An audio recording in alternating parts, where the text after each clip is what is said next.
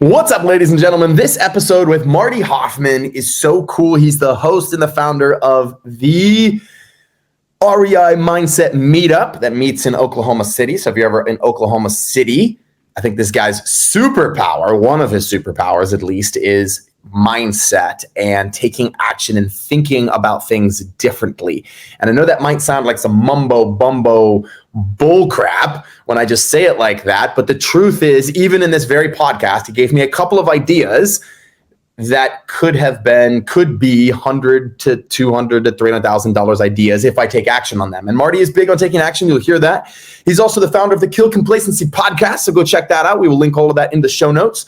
What I love about Marty is he thinks differently. He's a real estate investor. He's going to walk you through one of his first co-living deals that he did, which will prove to you that co-living can be done in Oklahoma City and it can be done in a small home. It doesn't have to be these giant homes that you hear me talking about sometimes. So enjoy the episode. It's short, it's sweet, it's to the point, and I'll see you on the next one.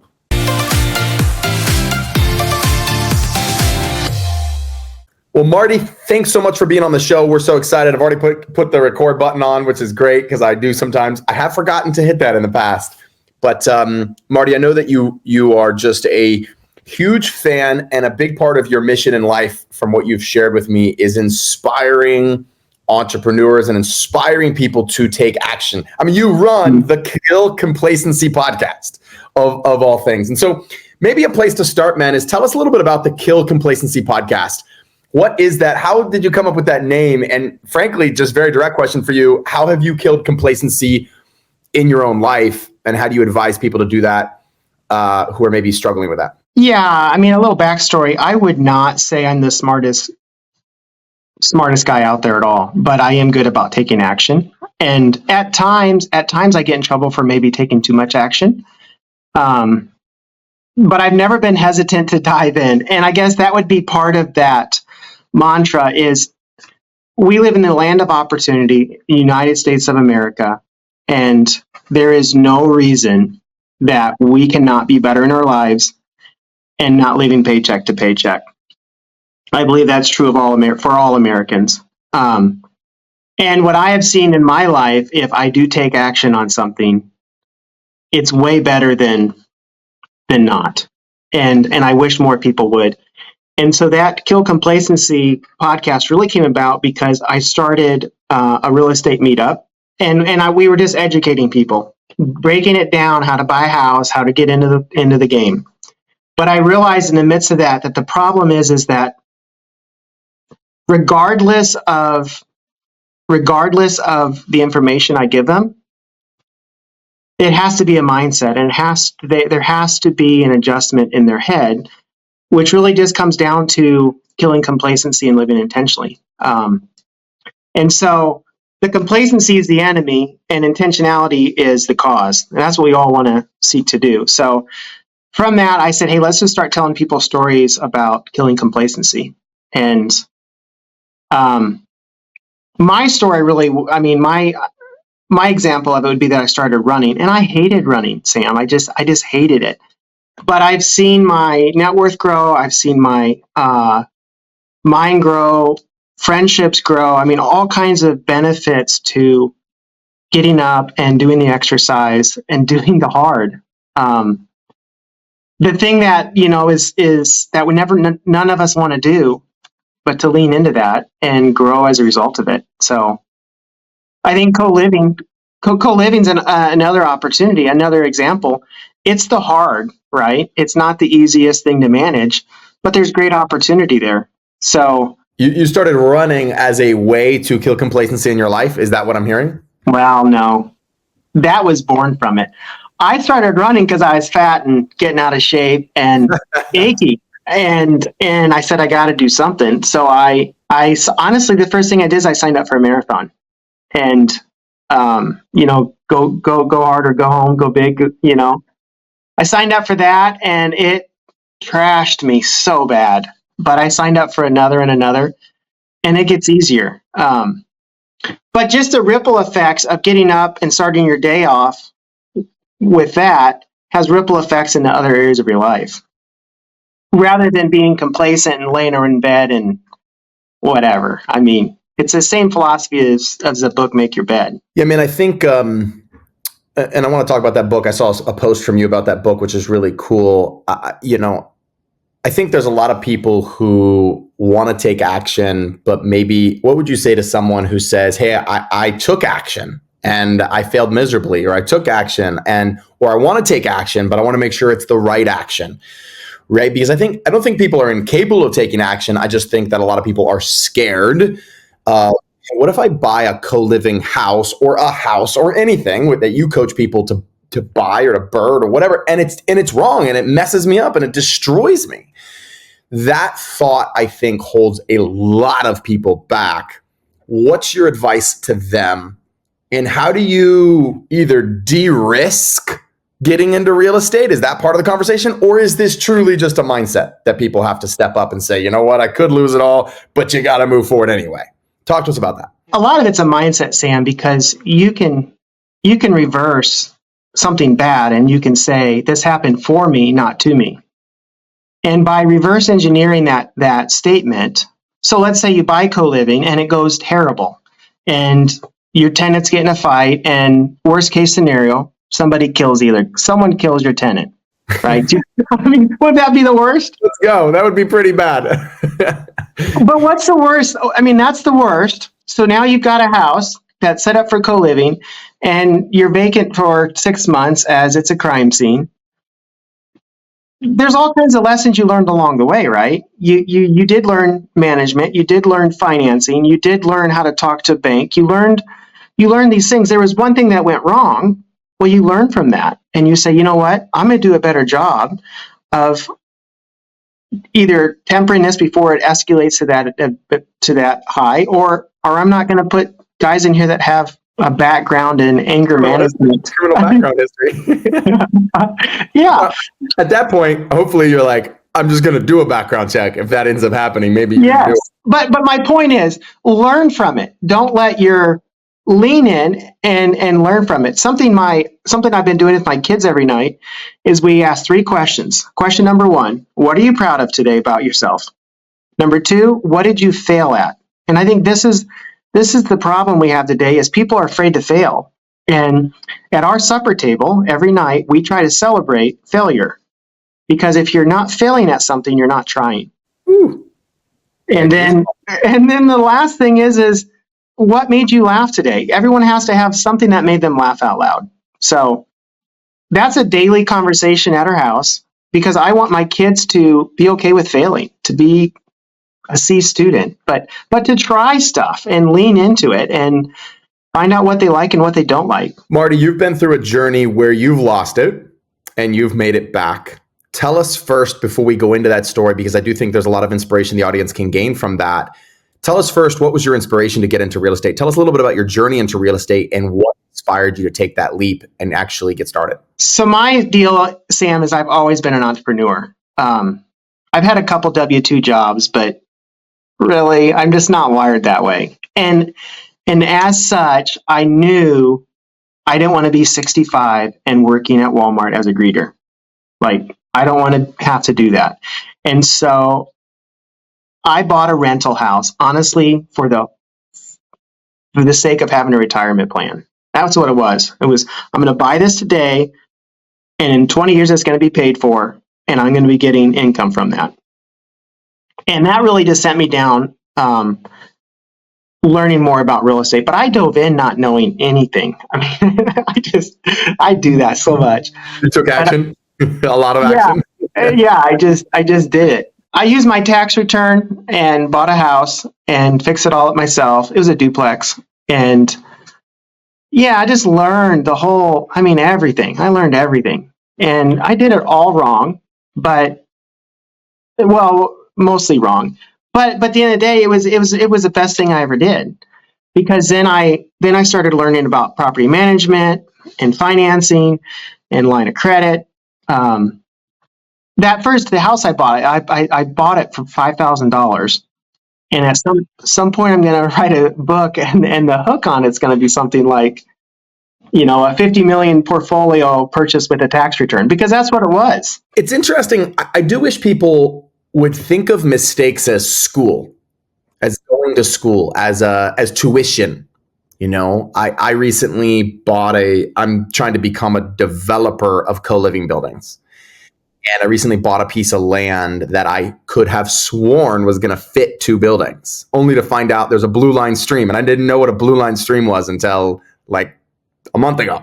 And that there's like a 40-foot buffer that you can't build near this blue line stream. So basically, it takes an acre piece of land and makes it like I can barely get 1 building on it. And I purchased it with all my numbers being 2. And I just had to think about it in terms of like, this is a 6-figure tuition to becoming a developer. Do you think that's a positive way to look at it, or Yes. should we be spinning this in a different way? No, Sam, it's every day for me, every day. And it's rather than saying this happened to me, ask how did this happen for me? So what are you going to do with the other half acre, right? Could you do some maybe boat and RV storage? I don't know. I mean, can you make it a parking lot? Because maybe there's opportunity there. And maybe that will send you down a whole another opportunity lane of income stream of renting out RV. I'm winging this right now, but maybe it becomes RV storage. And I'm taking notes. This is good. Keep going. And you suddenly realize, you know what? I can buy dirt and I can put pavement and stripes on it, and I can rent it for $80 a foot, $80 a month to middle class people, and it's all automated. And I would much rather do this than deal with tenant issues in a co-living space. I don't know. What's funny about that is I have an RV. You just get like, I have an RV and I can't figure out where to park it. And I was just offering one of my, for like me personally. So I literally, you just gave me an idea. I was like, damn it. I didn't think I could park my RV on that piece of land. Like I can do that. It's sitting at this condo we're at. And I'm just waiting for the HOA to email me because I know they have a rule that says you can't park. They're going to email me and tell me I can. So that's great, man. I love that. How did you become like that, man? How did you get to a place where you see these things as opportunities and not feel the emotional weight of a mistake that like so many of us feel? And frankly, I feel tremendously when I make a mistake. Debilitatingly sometimes. I don't know. But I've always been that way. I've always just quickly pivoted and and I would say the more I do, the more I fail, the easier it gets. So I think that's a lot of it, Sam, is just failing and labeling it when you fail. Yeah, I messed up, but now what? Pushing the next button. Like you bought the land, it's not working. Okay, plan A didn't work. What's the next thing? And there might be 10 other options for you on that land that you haven't even considered. And they may be all better than co-living. They may be worse, but all you know right now is co-living because that's your world. But I think, God's giving you an opportunity now to broaden your horizon and find out how to make it cash flow.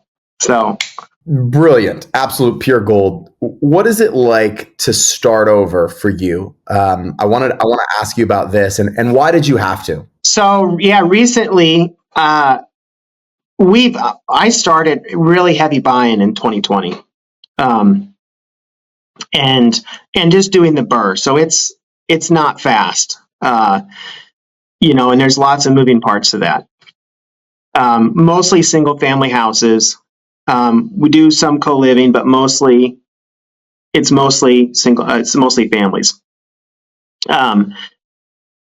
But last year we said, hey, interest rates are high.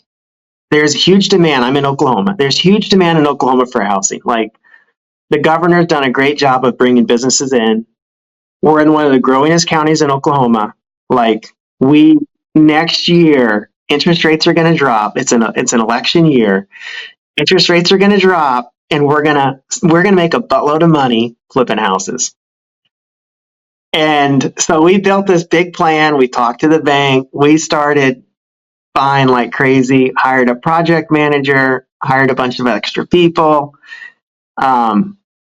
Just really what we were doing. We just put it on steroids. And fast forward 6 months, and this is really new. Honestly, you're asking me really some new information.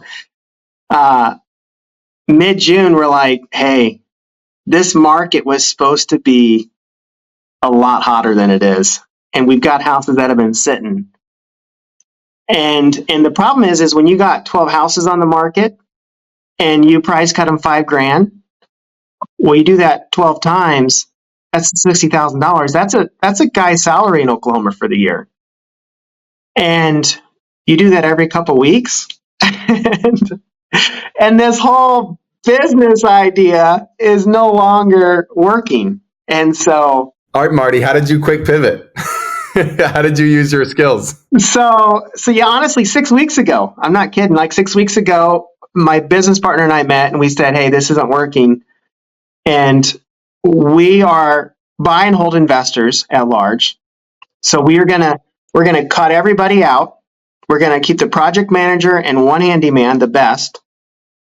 And the project manager, she does project managing, but she does secretarial stuff. She's just like, she's what everybody should have, honestly. Yeah.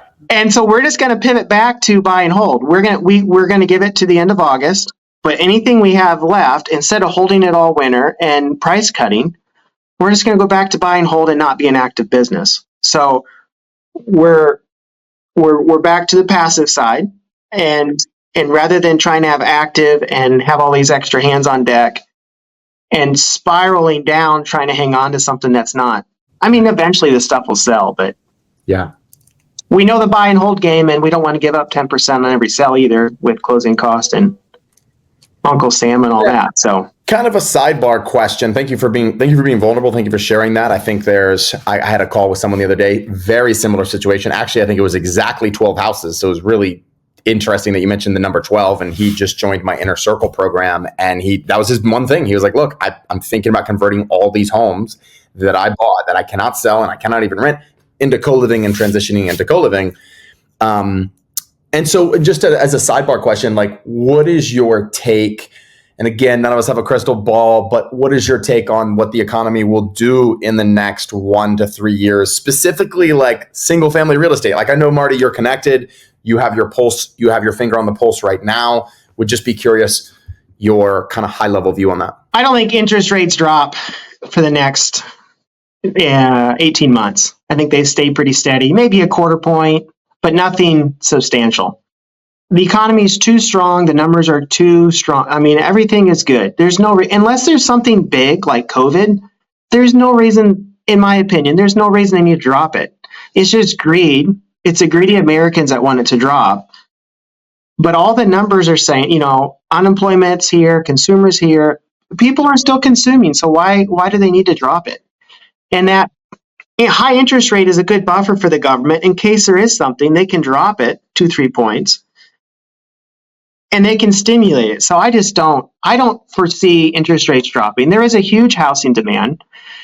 You're trying to fix it with co-living. I think renting is, because there's a demand, there's opportunity to rent houses. Prices will go up. The dollar will get devalued. The government's going to continue to print money. And commodities of any sort will continue to escalate in value. So I think anytime you can buy a commodity in the next few years, you ought to do it. When you say commodities, are you talking gold, silver? Well, the Robert Kiyosaki 5Gs, gold, silver, scrub. I think you could do any of those. For me, it's housing because I can leverage that with other people's money and other people's time.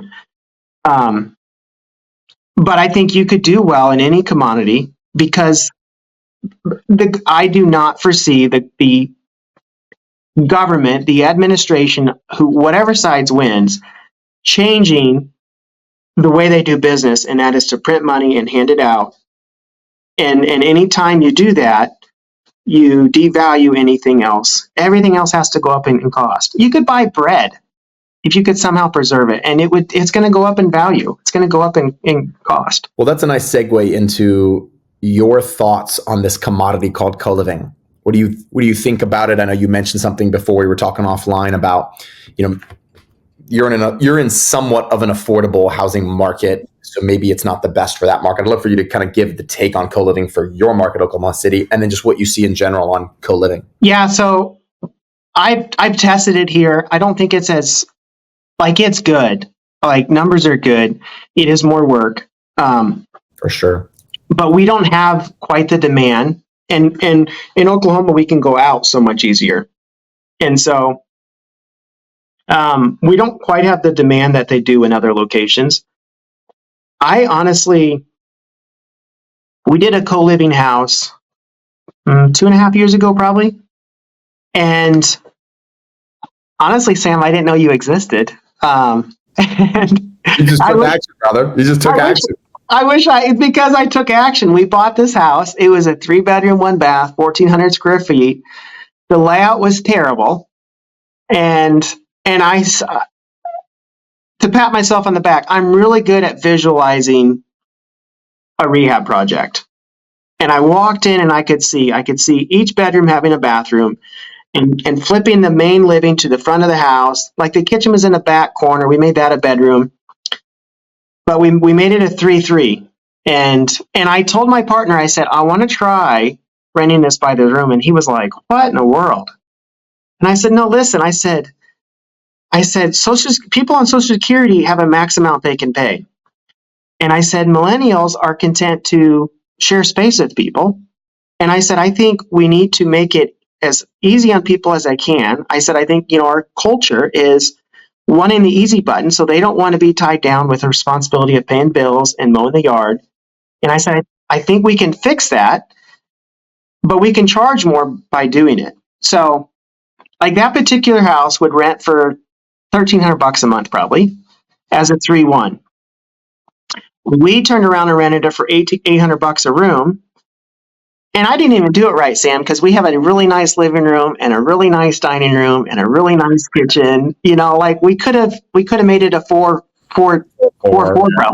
But we're renting it for twice what it would rent for otherwise. Yeah.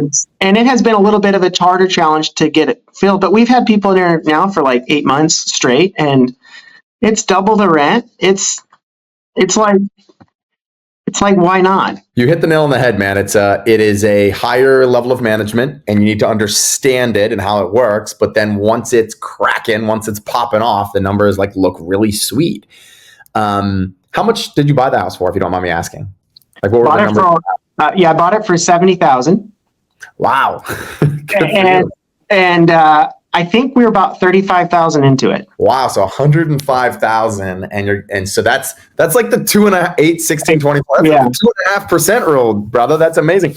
You know what's funny is that I wouldn't even look. So my first house was a 3-bedroom, then I got a 4, and then it was like 5, 6, 7, 8, 9, 10. Can 11 people live together? Everybody thinks that's crazy, and sometimes people think that's really greedy. And I think there is a level where you can put too many people in a house. But I was raised in a 1,900 square foot house with 8 brothers and sisters. So like, me living with 10 people, 8 brothers and sisters, 2 parents, wasn't weird, And so it's cool to hear that this can work in some smaller homes, because the way I preach it is like, we wouldn't even look at a home unless it was 6 bedrooms minimum. Right? At a minimum, that's kind of where we start. And I think the sweet spot is, but you're making it work at a 2.5% rule with 3 bedrooms, which is brilliant. It's beautiful. So that's really cute. That's really cool. For me, Sam, I guess it was a backup plan. Because we could always, I'm not afraid to fail, but I always want to have a backup plan if I do. So, worst case scenario, we have a 3-bedroom, 3-bath that we rent at what we normally do, or we sell it. But it was that opportunity to pivot back, but I wanted to test the waters and try something new. And this was before I knew that this thing was a thing. So, man, I want to pivot a little bit, because it was on my list to ask you about running. I know that you're a runner, you're into running, and I'm just curious, how has the journey into running supported your real estate journey, and vice versa? And what lessons have you taken away from running that have helped you become a better real estate investor? So I started running 2.5 years ago, and I started running because, honestly, I hated exercise, but I started reading articles about, these 6 things that all millionaires do, and on every list is exercise. And exercise, self-learning, getting up early, those are on every list. Every wealthy person does those things. And I realized I needed to do something.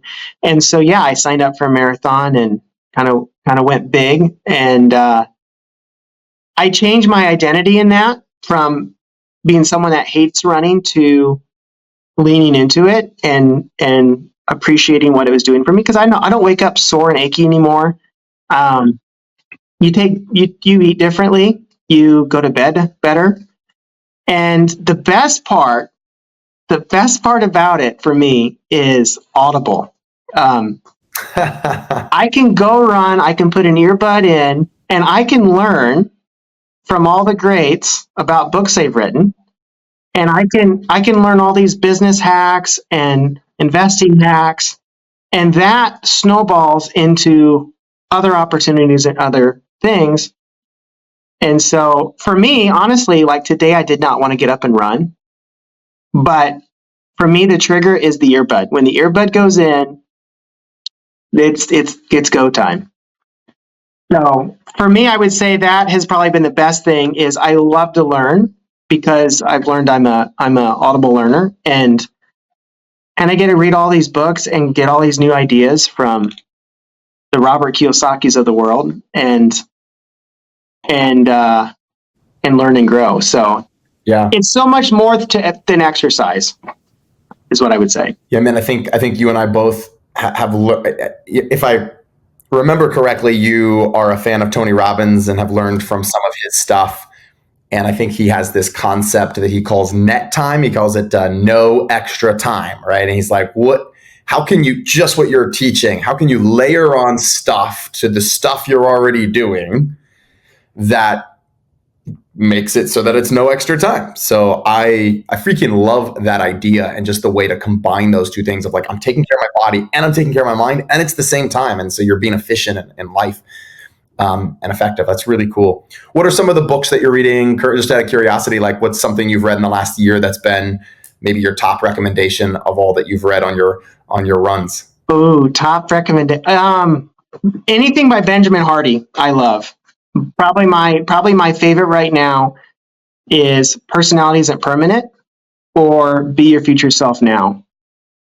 But I totally think anyone can remake themselves by thinking about who they want to be in the future and creating habits and steps today to become that person.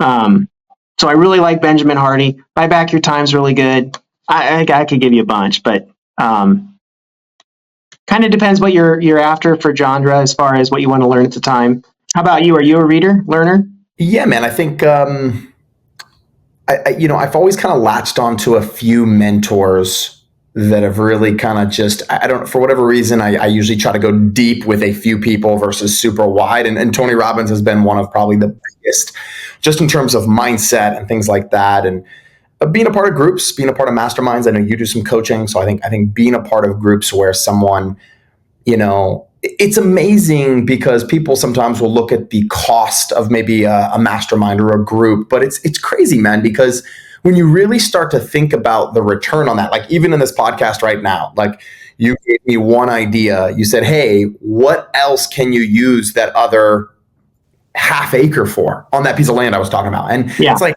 boom, like just the fact that may have been one question that didn't take any extra effort for you. That's just how you think naturally. But that could be like a $50,000 sentence. Like, I mean, maybe more. Like maybe if I turn it into RV storage, it could create 50 grand a year for every year I own it. And it's just the power of, I think, getting around people like yourself that think differently is kind of what I hear you saying. Yeah. And you get to do that as you run, and it's just in your ear. And that's, dude, that's brilliant, brilliant advice. I want to ask you, what would you say what's your advice for a beginner in real estate they're just starting out and frankly, they're overwhelmed? You have the advice of like, I feel like what you did is you just take massive action, even if you don't know everything, and that's great. And I guess maybe kind of a follow-up, a part B to that question is like, does that strategy work for everybody? Is there any other advice you'd give to someone who's starting and is just overwhelmed by all the options? I think I would encourage them to start with their why.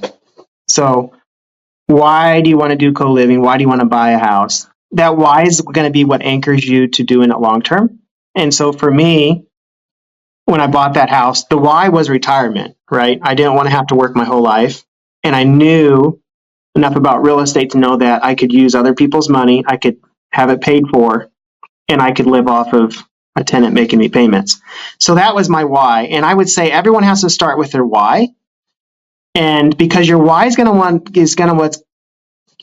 be what keeps you going when the going gets tough and the contractors screw you and the bank tells you no, and you find out you can't use half the lot. I mean, so that's what I would say. Sit down, maybe get away to an Airbnb, maybe go to a park, but figure out, why do you want this thing? And work backwards from there. Because if you want it bad enough, and if your reasons are right, and it can't be for money, it has to be bigger than that. Why does it have to be bigger than that, in your opinion? Because otherwise, when you get to that point, you'll stop. Or you'll just keep pushing, right? And maybe it just changes. And I think that's what happens. Keep changing the dollar amount, right? Yeah, because for me, like, I had this idea of, like, if I can get 10 houses paid for, right, then I'll retire. And my goal was to do it younger than Robert Kiyosaki. I think he was 47. But then you get to that point and you're like, your why changes. And your why then, like, for me, my why is, well, I want to see what else I can do. I want to see now how many people I can help out to do this. And so it's no longer selfishly getting to retirement. It's how hard can I lean into the hard? Right. And do it. Man, I think everything you've shared with us is just incredibly inspirational. And I want to just circle back around to one thing you said at the beginning as we kind of wrap up here. And you mentioned a book, and I have heard you talk about this on your social before, and I think the book is called Make Your Bed.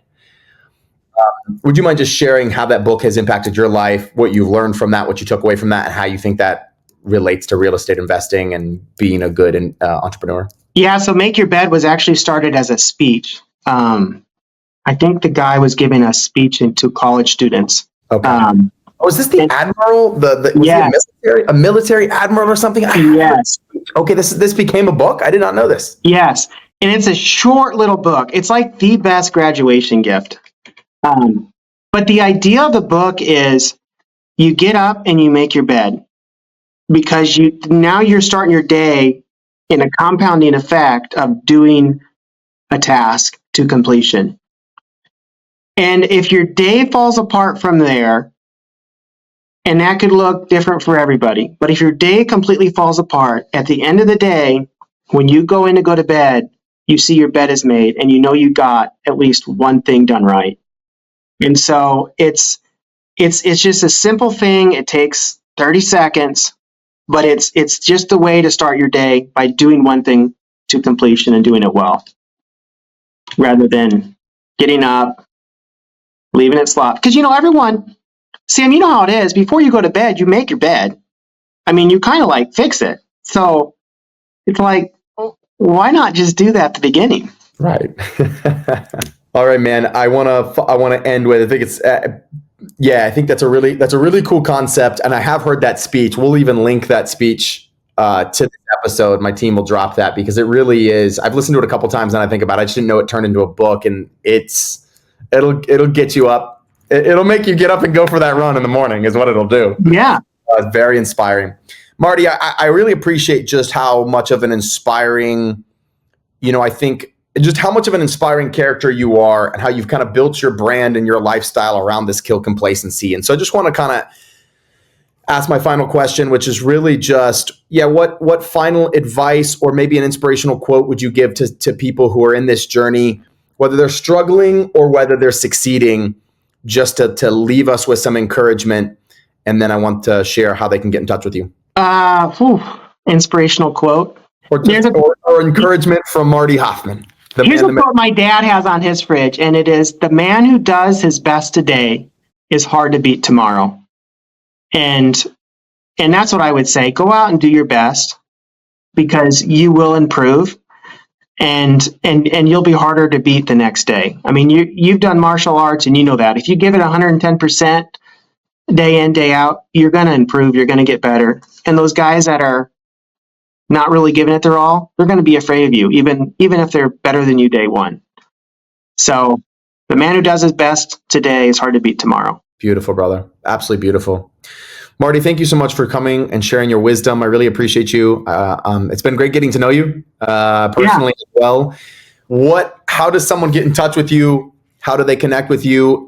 You do coaching right now, right? As well, I believe. Maybe you could share a little bit about that. I think that'd be really valuable for the audience to hear. Yeah, I'd honestly just coach friends and people that ask. I don't have a program set up. I probably need to. We have a local meetup we meet at. It's called REI Mindset in Oklahoma City.